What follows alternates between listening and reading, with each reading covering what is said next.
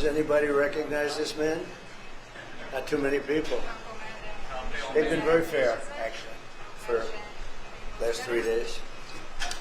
President Trump, are you going to have a green light for another attack in Iraq?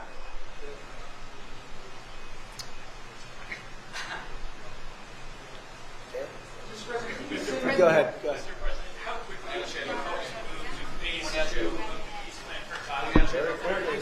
As quickly as we can, but there has to be a disarmament. You know that we have to disarm with Hamas. So one of the things we'll talk about certainly, but there has to be a disarming of Hamas.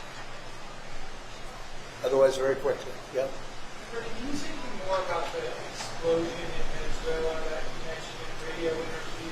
Did the military do that? Can you share more details about Well, it doesn't matter, but there was a major explosion in the dock area where they load the boats up with drugs. They load the boats up with drugs. So we hit all the boats, and now we hit the area. It's the implementation area. That's where they implement, and that is no longer around. Is that the only strike of the U.S. economy? I don't want to comment. President Trump, Yesterday there was an explosion overnight, and the Russians say that Ukraine tried to hit the residence of President Putin. Do you have any information? No, I don't know about it, actually, and I don't. I just heard about it, actually, but I don't know about it. So that would be too bad.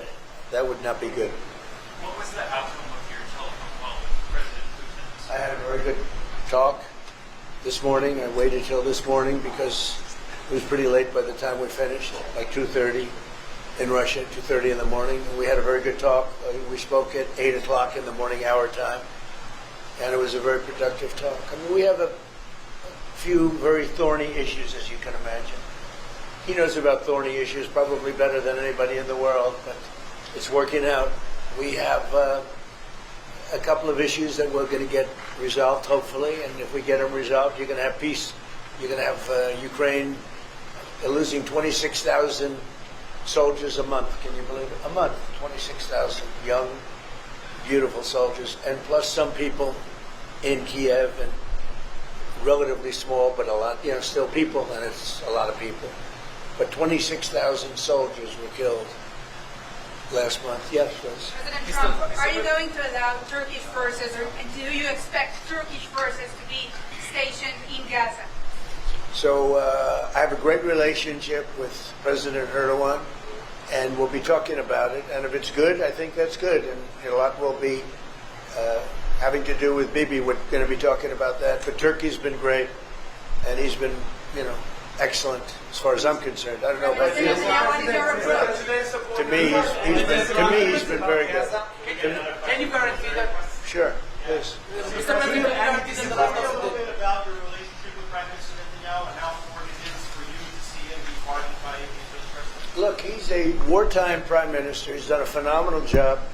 He's taken Israel through a very dangerous period of trauma. Israel, with other people, might not exist right now, if you want to know the truth. That's a pretty big statement, but it's true. I feel that. You had the wrong prime minister. Israel right now would not exist because they were met with a force the likes of which very few countries could have handled. And we worked together, and we were extremely victorious, to put it mildly. Now I hear that Iran is trying to build up again, and if they are, we're going to have to knock them down. We'll knock them down. We'll knock the hell out of them, but hopefully that's not happening. I heard Iran wants to make a deal. If they want to make a deal, that's much smarter. They could have made a deal the last time before we went through, a big attack on them, and they decided not to make the deal. They wish they made that deal. So I think, again, they should make a deal. They want to make a deal, but sometimes that doesn't happen. Yeah, please. Mr. Trump, WMLH I-24 News Israel. Would you support the overthrow of the Iranian regime? Who? Iranian regime. I'm not going to talk about overthrow of a regime. They've got a lot of problems in Iran. They have tremendous inflation. Their economy is bust. Their economy is no good. And I know that people aren't so happy, but don't forget, every time they have a riot or somebody forms a group, little or big, they start shooting people. They kill people. And the people tend to I've watched this for years. There's tremendous discontent. They form 100,000, 200,000 people. All of a sudden, people start getting shot. And that group disbands pretty quickly. So I've watched it for years. They're vicious, vicious people. Yeah. Mr. President, Ilan Kolowana, will you support an attack, Israeli attack on Iran if Iran will not have a deal? If Iran will continue with their ballistic missiles and also nuclear weapons? If they will continue with the missiles, yes. The nuclear, fast. Okay? One will be yes, absolutely. The other was, we'll do it immediately.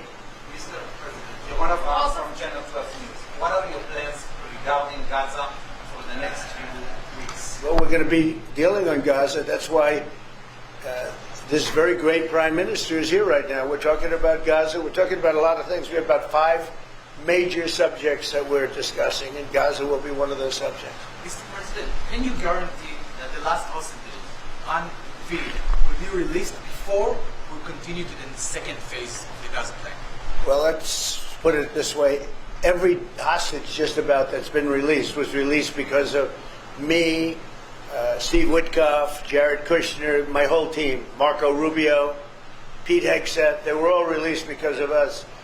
None were released in the Biden administration. None. They were all released because of us. Then we had a lack of releases with respect to the dead. And all of a sudden they started coming back because I said, nope, you said you were going to. We have one wonderful young man whose parents are right now inside. And he's, what beautiful parents, a beautiful brother, sister, and like a beautiful family, and they're waiting for their son. It's the only one left, and we're doing everything we can to get his body back. And the parents just said, hopefully he's alive. And I said, I love you to think that way. Okay? So we're doing everything we can. President Trump, But then think of it. Out of all of these people, and I'm not just talking about the final 20. Right. Look at all of the people. What do you think the total number is? 255. 255. 254 came out, one more. Think of that. And we got them all. President Trump, Nobody else got them. President Trump, does the reconstruction of Gaza, President Trump, does the reconstruction of Hold Gaza, on 1 second. Y'all do you. Just let her go. Go does the ahead. reconstruction of Gaza will begin even before Hamas is disarmed? I think it's going to begin pretty soon, yeah. Before Hamas is He's disarmed? looking forward to it, so am I. Look, what a mess. What a mess it is. And it's been a mess for centuries. Really. It's been a mess for a long time. It's seems to be born for that, but we're gonna straighten it out. No, we're already starting certain things. We're doing things for sanitary conditions and others. But Gaza's a tough place. You know the expression, it's a tough neighborhood. It's truly a tough neighborhood. Yeah, you had a question in the back? Go ahead. Yeah, please, go ahead. Ask about the relationship between you and the Prime Minister. What about it? There is no relationship, good relationship. I don't think it can be better. We just won a big war together. You know, if we didn't beat Iran, you wouldn't have had peace in the Middle East because nobody would have been able, the Arab countries who have been fantastic, would not have been able to make a deal. If we didn't wipe out their nuclear, we wiped it out. If we didn't wipe out with our beautiful B-2 bombers, if we didn't, and we sent a lot of Tomahawks in there also, by the way, from a submarine. What about the pardon? The President of Israel that is the Prime Minister? Pardon? Pardon. I think you will. How do you not? He's a wartime prime minister who's a hero. How do you not give a pardon? You know, I think it's a very hard thing not to do it. I spoke to the president, and it's on. I mean, he tells me it's on its way. Can't do better than that, right? Please. I follow up on Venezuela. Was the facility taken out by the U.S. military, or was it another entity like the CIA? Who's along? Well, I don't want to say that. I know exactly who it was, but I don't want to say who it was. But you know, it was along the shore. Mr. President, have you or anyone in your administration talked to Maduro in recent days? Well, I spoke to him Recently? pretty recently, reasonably, but nothing much comes of it. Yeah. Mr. President, can you explain the importance? You have to understand what he's done. They've sent billions of dollars of drugs in. But maybe just as bad, they've sent hundreds of thousands of people in from jails, from prisons, from mental institutions and insane asylums. The drug lords, the drug dealers were all sent into our country. But think of it, what he's done. Tren de Aragua, probably the worst gang. They cut off people's fingers. One man made a phone call to complain about them. He cut off their hand. They cut off his hand. Don't ever make a phone call again. We'll cut off your other hand. After that, we'll kill you, they said. That was in Colorado. I know they sent in all of the bad ones. They sent in some bad people. And that to me was just terrible. And they send in drugs. Now, I will say this. 97% of the drugs coming in by sea stopped. We're trying to figure out who the other 3% are. They have a hard time getting people to pilot those boats. But 97% of the drugs coming in by the ocean, by the sea, by water, are gone. Every boat that we take out, we save 25,000 lives of Americans. Thank you very much, everybody. We'll see you. We're going to have a big meeting, and we'll see you in a couple of hours if you'd like. And if you'd like, you can come up and have lunch like you did yesterday. Would you like that or not? Do you want that? Because some of them think it's terrible. It's a bribe. But, you know, a bribe for $25, I don't know. If you'd like, you can go. And if you don't, you can stand in a driveway and melt. All right? But if you want, will you work on that, Margot? Is Margot doing a good job? She's a star. She's too nice. Her only problem is she's too nice to you. And you're not nice to us, but that's okay. Margot, take them up and have a beautiful lunch, and we'll see you later. Worried that this strike, the alleged strike on Putin's residents, could scuttle peace. Yeah, I don't like it. It's not good. I heard about it this morning. You know who told me about it? President Putin told me about it. Early in the morning, he said he was attacked. It's no good. It's no good. Don't forget, you know, the Tomahawks. I stopped the Tomahawks. I didn't want that. Because we're talking about, you know, it's a delicate period of time. This is not the right time. It's one thing to be offensive, because they were offensive. It's another thing to attack his house. It's not the right time to do any of that, and can't do it. And I learned about it from President Putin today. I was very angry about it. Do you not have U.S. intelligence services? What? Don't you have U.S. intelligence services that monitor that region very closely? Is there any evidence? Well, it came out. Well, we'll find out. I mean, you're saying maybe the attack didn't take place. It's possible too, I guess. But President Putin told me this morning it did. One question, Mr. President. Can you expound on the importance of a strong relationship with the State of Israel? And Mr. Prime Minister, you called President Trump the strongest friend for the State of Israel. You've worked with numerous administrations, numerous presidents. Can you expound on that? What makes President Trump such a strong friend for the State of Israel? Why don't you go first? I'll say it again and again and again. We've never had a friend like President Trump in the White House. It's not even close. And I think you can judge that by not merely by the frequency of our meetings, but by the content and the intensity. I think Israel is very blessed to have President Trump leading the United States, and I'll say leading the free world at this time. I think it's not merely Israel's great fortune. I think it's the world's great fortune. Well, I just want to say that it's very important who the Prime Minister and President of Israel is.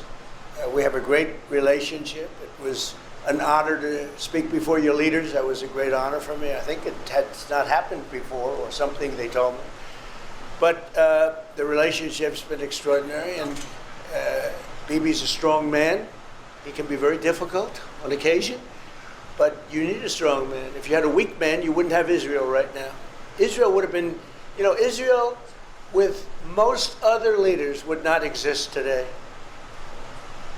They would not exist. And now they're stronger than ever. Yeah, please. Are you going to ask Netanyahu to sign an agreement with Syria? Well, I hope he's going to get along with Syria, because the new president of Syria is working very hard to do a good job. He really is. I know he's a tough cookie, and he's, you know, you're not going to get a choir boy to lead Syria. That's the one thing I would say. So I hope they're going to get along, because, you know, I dropped the sanctions on Syria because otherwise they wouldn't have had a chance. We want to see Syria survive. So we're going to be talking about Syria too. Okay. Thank you very much, everybody. Have a good time. Go have a good lunch. Prime Minister Netanyahu, Thank There's you. a lot of facts regarding. You know, after you hear these things, I think better to quit now. Thank you. Thank you.